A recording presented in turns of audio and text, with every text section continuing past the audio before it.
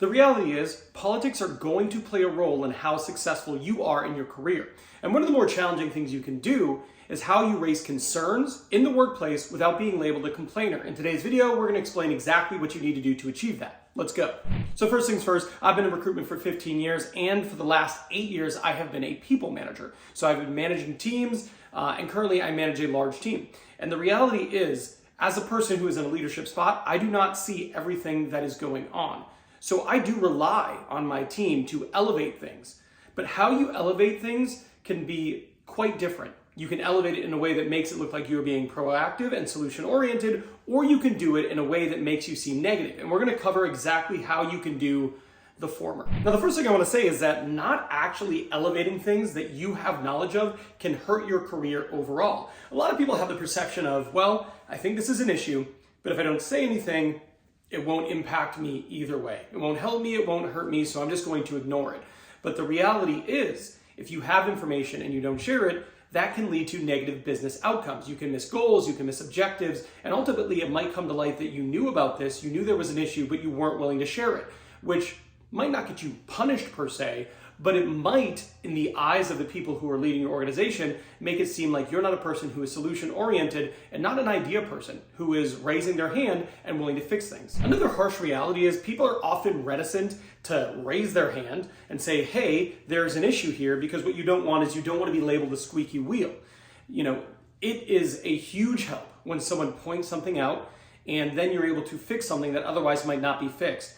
But from a individual contributor standpoint, from someone who's just going about their day-to-day, there's also a pretty big punitive component of being labeled someone who is always complaining, always negative. The art of this is how you bring it up and how you elevate it. Now, the issue is most people say their concern in a way that just sounds complaining. If you say something along the lines of, this system sucks, or this new process we have is confusion, that right there is not helpful. That does sound like you are raising a concern, but it also sounds pretty negative, which is not the goal you are trying to achieve. The outcome you want here is that you are raising your hand, identifying an issue, and being part of the solution, working towards bettering whatever it is so that collectively the team or organization can hit their business objectives. Now, the reality is, if you want to raise your hand and you want to point out something that's wrong, the best way to do this is to couple that complaint or this observation with a solution. If you can do that, it's going to sound a lot better. So an example might sound something like this. It looks like several people are struggling with this new reporting system. I did some research, and with a few tweaks to the interface, we can streamline the process quite a bit. Would you like me to do a little bit more research into how we can go about achieving that? Now there you go. Now compare that to me saying, this new interface sucks. It's really confusing and it's worse than what we had before. Why did we change? One of those people is someone who is elevating things.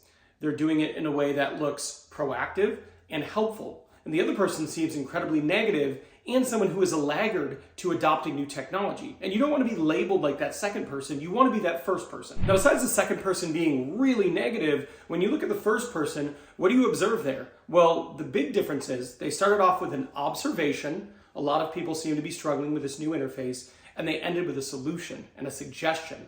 And would you mind or would you like it if I was to come in and help here, et cetera, et cetera, et cetera. There's components to it that just make you come off as a much more helpful member of the team.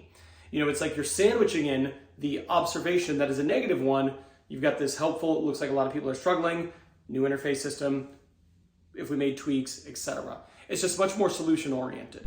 Now, the last thing I really want to say about this is it is very important to be aware of not just how you bring this up, but when you bring it up. So for example, if you said, the new interface is bad, or the new system is bad, or a new tool is bad, or underperforming, whatever, and you say that in a group setting, and you're saying this without the solution, that is going to look even worse. Now, if you approach your direct manager just one-on-one, or perhaps in a weekly meeting that you have with them, and you voice this concern privately with a suggestion, that's going to come off a lot better. There is a right time and a place for elevating things. And if you truly want to be considered someone who is solution-oriented, proactive, and understands the dynamics of a group setting and brings things up in the most appropriate time possible, a issue like this would be much better off to be brought up in a one-on-one situation. If you bring it up in a group, it just looks like you're complaining in a group setting, which amplifies how negative it appears to the person who is leading that group. Now, this is a very valuable skill that can help you get ahead. But another very valuable skill that can help you get ahead is networking on LinkedIn. And networking on LinkedIn is one of the primary ways that you can access the hidden job market. And if that interests you, which it should, go watch this video. I'm done here. I'll see you over there.